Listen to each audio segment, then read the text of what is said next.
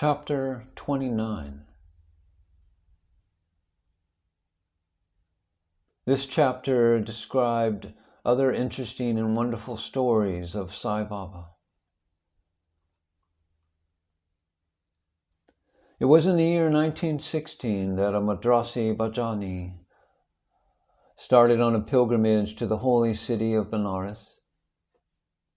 The party consisted of a man, his wife, daughter, and sister-in-law. Unfortunately, their names are not mentioned.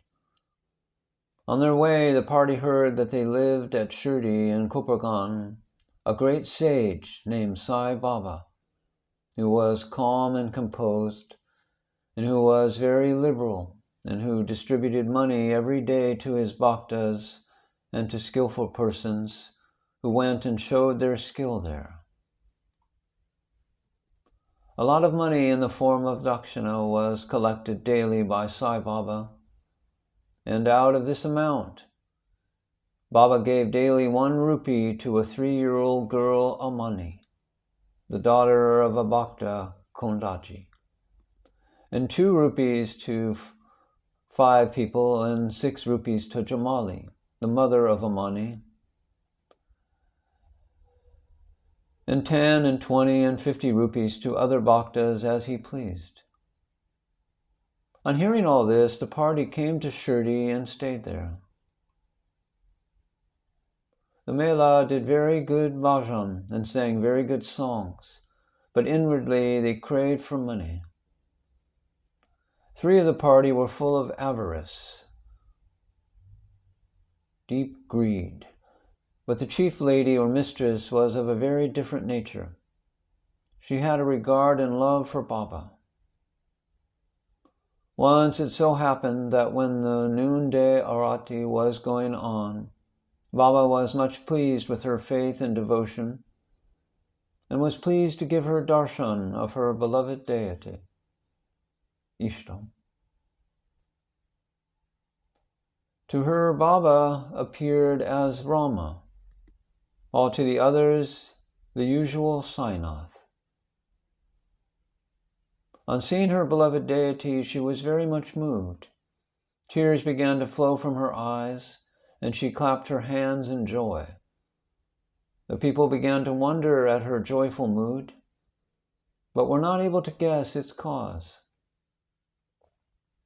Late in the afternoon, she disclosed everything to her husband. She told him how she saw Sri Rama in Sai Baba. He thought that she was very simple and devout, and her seeing Rama might be a hallucination of the mind.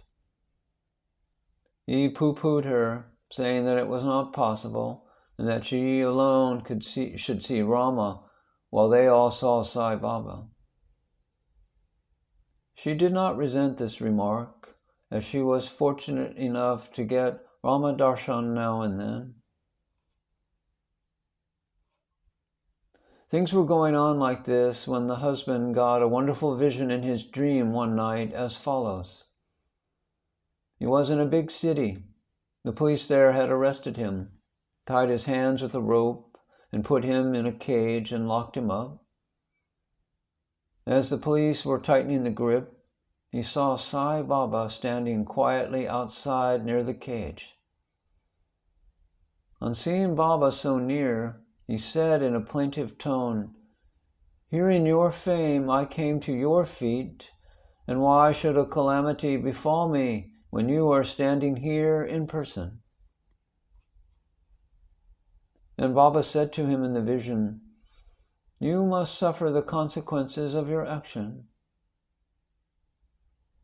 And he said, "I have not done anything in this life which would bring such a misfortune on me." And Baba said, "If not in this life, you must have committed some sin in your past life." And he again replied, "I do not know anything of my past life, but assuming that I did commit some sin then, why should it not be burnt and destroyed in your presence, just as dry grass before fire?"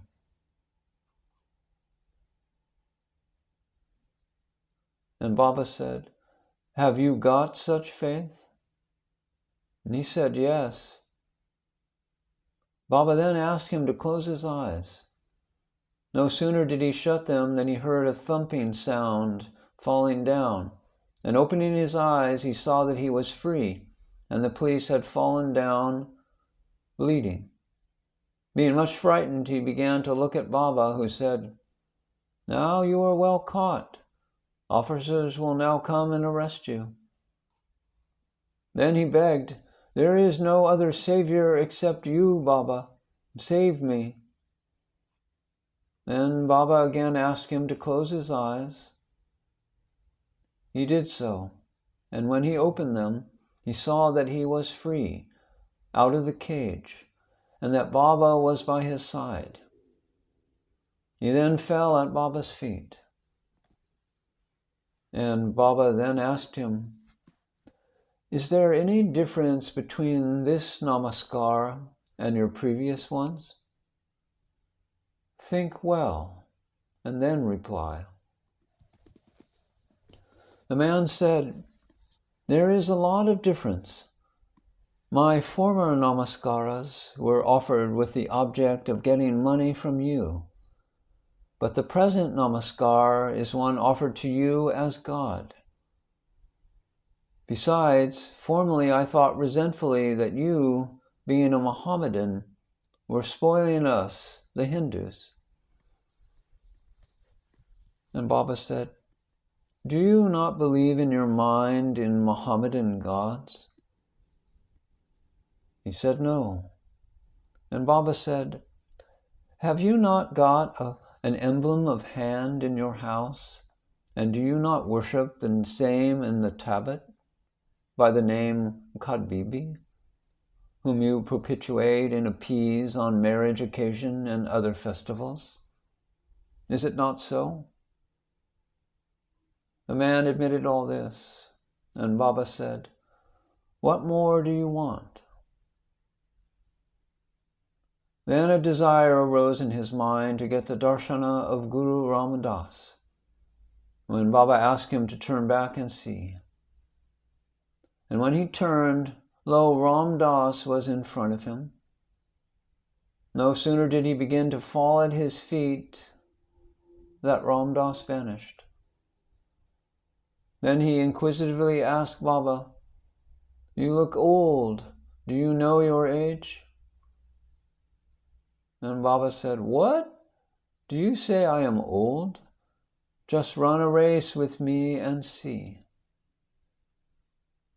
On saying this, Baba began to run, and he too followed. Baba disappeared in the dust raised by his own footsteps, and the man was awakened. After awakening, he began to think seriously about the dream vision. His mental attitude was completely changed, and he realized the greatness of Baba. After this, his grabbing and doubting tendencies disappeared, and true devotion to Baba's feet sprang in his mind.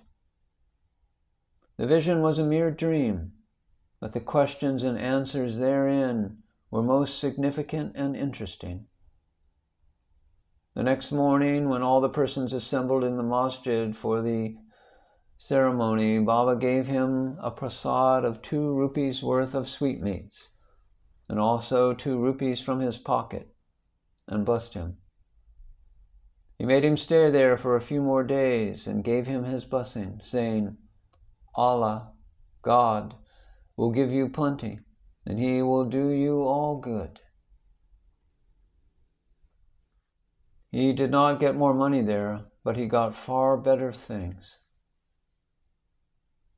Baba's blessing, which stood him in good stead all along. The party got plenty of money afterwards, and their pilgrimage was successful, as they had not to suffer any trouble or inconvenience during their journey. They all returned home safe and sound, thinking of Baba's words and blessings, and the bliss they experienced by his grace.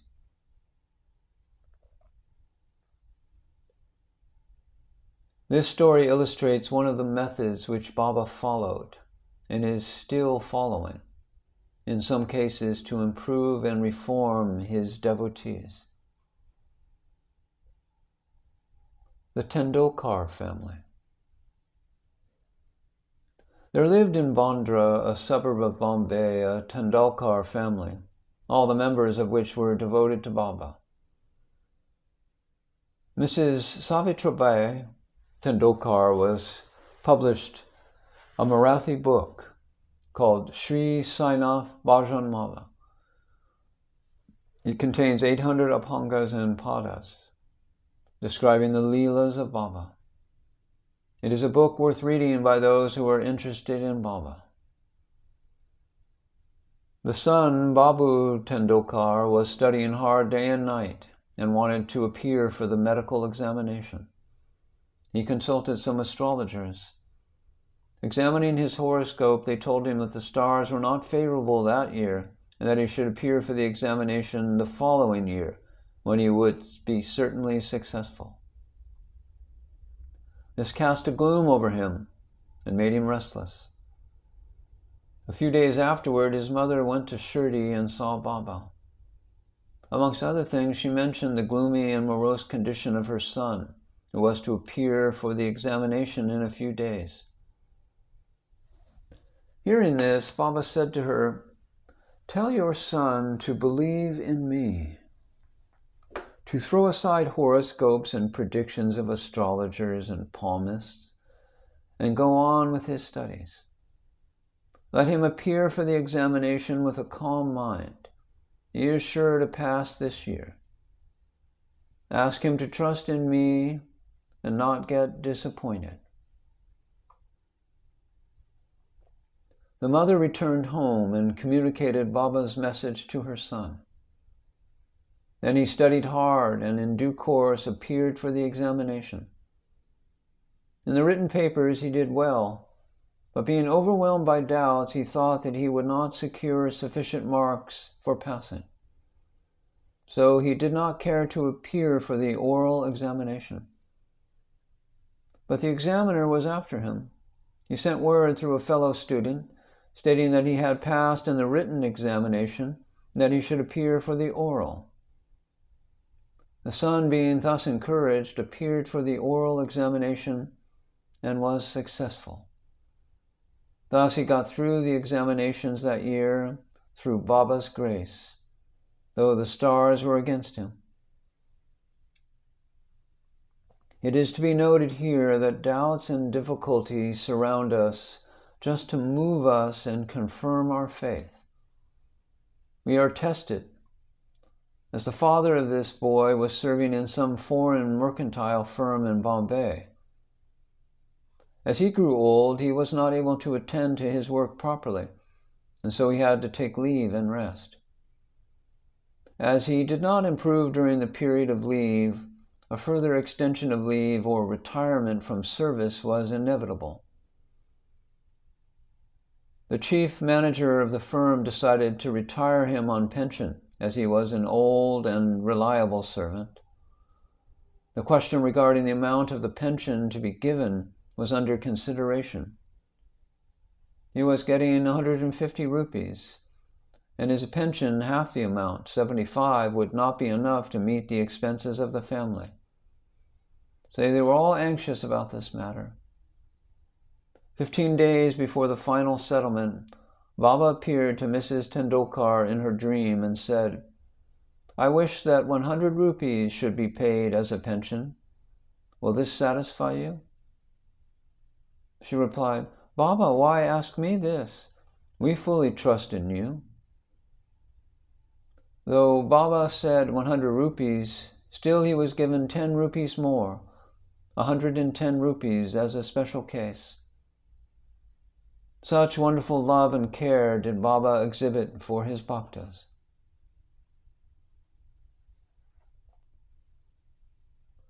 Captain Hott, who was staying in Bikaner, was a great devotee of Baba. Once Baba appeared to him in his dream and said, "Did you forget me?" Hott then immediately held Baba's feet and replied, "If a child forgets his mother, How could it be saved? Then Hot went into the garden and took out fresh vegetables and arranged them with ghee and wheat flour and dal and dakshina, and was about to offer all of this to Baba when he was awakened and came to know that the whole thing was a dream. Then he decided to send all these things to Baba at Shirdi. When he came there some days afterwards, he sent 12 rupees by money order to a friend with instructions that 2 rupees should be spent in buying articles and vegetables, and those should be offered to Baba with 10 rupees as dakshina. The friend went to Shirdi and purchased the things mentioned, but certain things were not available. But in a short time, a woman turned up with a basket on her head, which curiously enough contained the missing vegetables that he wished. These were purchased, and then all the things were offered to Baba on behalf of the Captain Hot. A Mr. Numonkar prepared the rice and vegetables the next day and offered them to Baba. All the people were surprised to see that Baba, while dining, took and ate the vegetables and did not touch the rice and other things. Hot's joy knew no bounds when he heard of this from his friend. At another time, Captain Hot wished that he should have in his house a coin of rupee consecrated by Baba with his touch. He came across a friend who was bound for Shirdi. With him, Hot sent his rupee. The friend went to Shirdi, and after the usual salutation, gave first his dakshina with Baba pocketed. Then he gave Hot's rupee, which Baba took in his hand and began to stare at it. He held it in front, tossed it up with his right thumb, and played with it. Then Baba said to the friend, "Return this to its owner with the prasad of Udi, the sacred ash. Tell him that I want nothing from him. Ask him to live in peace and contentment." The friend returned and handed over the consecrated rupee to Hot and told him all that had happened at Shirdi. This time Hot was much pleased and realized that Baba always encouraged good thoughts, and he wished intently, and Baba fulfilled the same.